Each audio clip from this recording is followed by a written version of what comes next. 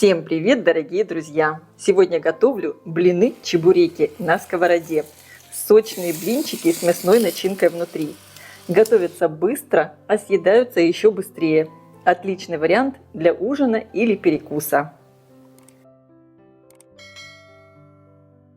Для приготовления начинки мне понадобится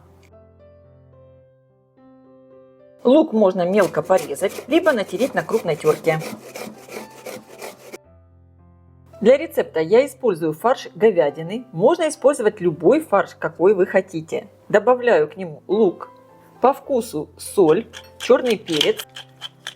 Также я добавляю чайную ложку сушеного чеснока и пол чайной ложки кумина. Фарш должен получиться достаточно вязким, можно сказать даже таким слегка жидким, поэтому я вливаю воду.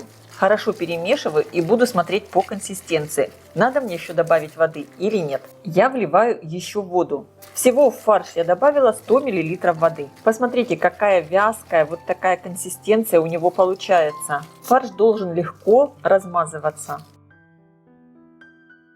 Для приготовления теста мне понадобится: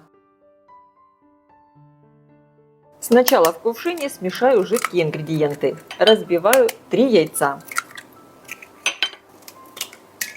Добавляю соль, хорошо перемешиваю венчиком. Вливаю часть молока. Остальное молоко буду добавлять постепенно уже в тесто. Просеиваю в миску муку. Я просеиваю сразу всю муку. Консистенцию теста буду корректировать молоком. Изначально добавляю небольшое количество жидкости. Очень легко вымесить тесто без комочков. Я уже добавила все молоко с яйцами. Продолжаю вымешивать и теперь постепенно буду сюда подливать уже просто молоко. Посмотрите, сейчас получается вот такое густое тесто, но абсолютно без комочков. И теперь сюда постепенно вливаю молоко и смотрю консистенцию теста. Я вливаю все молоко. Добавляю растительное масло без запаха. Для моего рецепта сегодня не нужна слишком жидкая консистенция теста. Вот такая меня вполне устраивает. Теперь сюда я добавляю натертый на мелкой терке сыр. У меня это сыр моцарелла. Можно использовать любой твердый сыр. Перемешиваю, и мое тесто готово. Оставляю его постоять минут на 15. Тогда блины будут очень эластичные и не будут рваться. Ставлю разогреваться сковородку, диаметр по дну 20 см. И первый раз смазываю растительным маслом без запаха. Перед тем, как наливать тесто на сковородку, его перемешиваем, чтобы равномерно распределился сыр. Печем блины как обычно. Когда сверху уже нет сырого теста, переворачиваю. И буквально в пару секунд со второй стороны, и все готово. Снимаем блинчик на тарелку. И таким образом пеку все блины. Не забывайте слегка перемешивать тесто, чтобы сыр равномерно распределялся.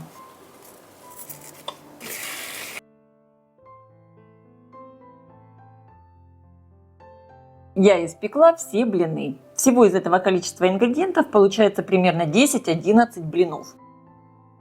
Итак, все готово. Буду формовать блины-чебуреки. Я буду выкладывать фарш на вот эту сторону. Выкладываю 1 столовую ложку фарша и распределяю тонким слоем. Накрываю второй половинкой блина. И вот таким образом прижимаю. Получается такой блин-чебурек. И формирую следующий. Ложка фарша.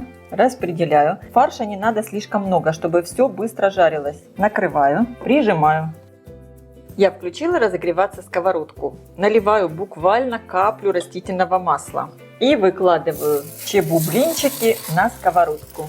Огонь делаем средний. Закрываем сверху крышкой. И на среднем огне готовим примерно по 2-3 минуты с каждой стороны, чтобы фарш успел хорошо приготовиться. Аккуратно блины переворачиваю. Вот такие румяненькие, красивые получаются. И сейчас обжариваю их со второй стороны. На крышке образуется конденсат, его вытираем салфеткой. Смотрим, чтобы блинчики, конечно, не подгорели. И вместе с тем надо смотреть, чтобы приготовился фарш внутри. У меня фарш говядины, он готовится быстро. Надо хорошо все прожарить до полной готовности. Сейчас блины еще раз переверну. Крышкой их уже не накрываю, просто немного еще обжарю. И первая партия готова. Снимаю мои чебу-блинчики на тарелку.